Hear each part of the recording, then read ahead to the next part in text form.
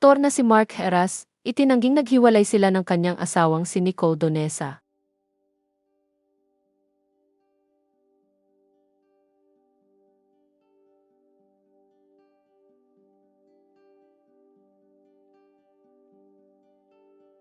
Naging bisita ang bad boy ng dance floor na si Mark Heras sa programang Fast Talk with Boy Abunda nitong Biyernes, April 17, 2026.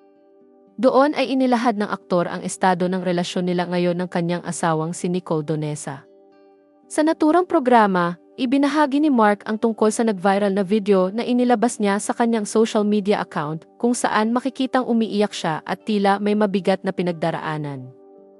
Ayon sa kanya, ang breakdown niya ay dahil sa hindi nila pagkakaunawaan ng kanyang asawa at wala umanong koneksyon iyon sa pera o trabaho. Anya, wala siyang connection with money, with work. So, it's a personal issue na kailangan ko siyang gawin, kailangan ko siyang i-post, just to vent out. Ibinahagi rin ni Mark sa naturang panayam na nakararanas din daw siya ng depresyon at iyon umano ang paraan niya para mailabas ang nadarama niya. Ayon pa sa kanya, wala raw siyang nakakausap na tao tungkol sa problema niya. Anya, again my explanation is, hindi ko siya inilabas just to get sympathy from people. Never naman ako nagpo-post ng mga ganyan talaga, Tito Boy. I don't really post things like that.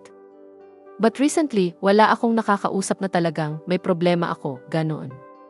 Kasi nga, busy ako with work, busy ako, kailangang maghanap ng trabaho, busy ako sa family.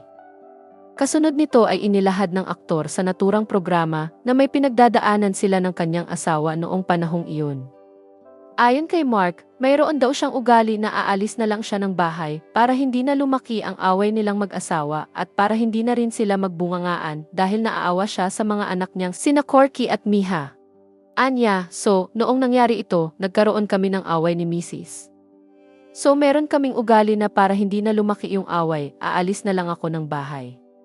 Para hindi kayo magbungangaan, yung mga bata, kawawa naman. Dagdag pa niya, naging emosyonal daw siya habang iniisip na panandalian siyang mahihiwalay sa mga anak niya. Sinabi rin ng aktor na tila nagdadalawang isip daw siya na iwan panandalian ang mga anak niya, ngunit ayaw din daw niyang lumala pa ang away nila ng kanyang asawa. Anya, so, yan yung time na maliligo na ako to get out of the house.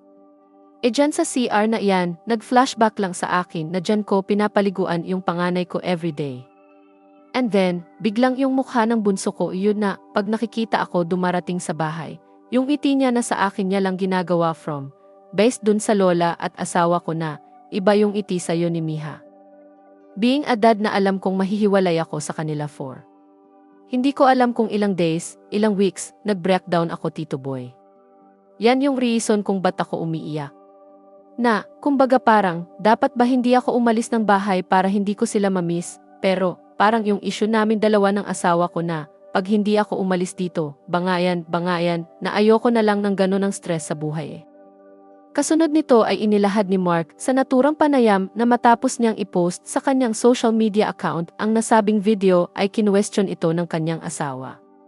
Ngunit ayon sa kanya, ipinaliwanag niya sa asawa niya na hindi raw niya ito ginawa para kumuha ng simpatya sa mga tao. Anya, sabi pa nga ni Nicole, Bevy, do you need to post that? Do you want sympathy from people? I don't really want to get sympathy from people, sabi ko. Kilala mo ko, sabi ko. Ang tagal ko na sa industriya, hindi ako humihingi ng ganyan sa tao.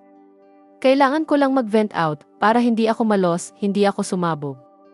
Pinasalamatan ng aktor ang kanyang mga kaibigan sa showbiz na nagpahayag ng pag-aalala at suporta sa kanya noong araw na iyon.